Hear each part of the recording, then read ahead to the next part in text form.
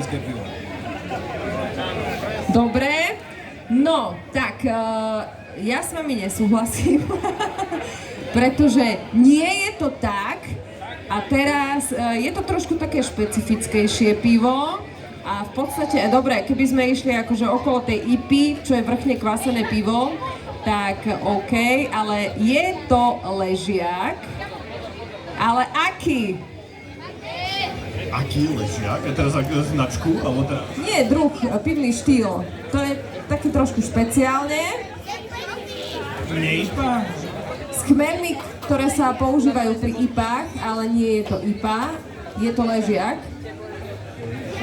Neviem. To šariš? Dobre, nie. Napovedem som potrebu. No, je tam I, je tam T, A, čiže IP sa to začína a pokračuje písmenko I, písmenko P. IPL. Áno, máme víťaza!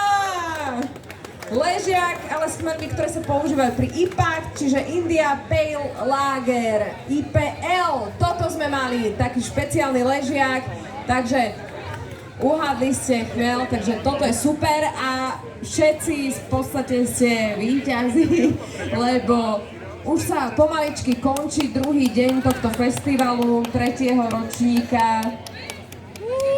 Takže ja si myslím, že všetci by ste mali získať cenu a aj ju získate! Ďakujem. Bravo!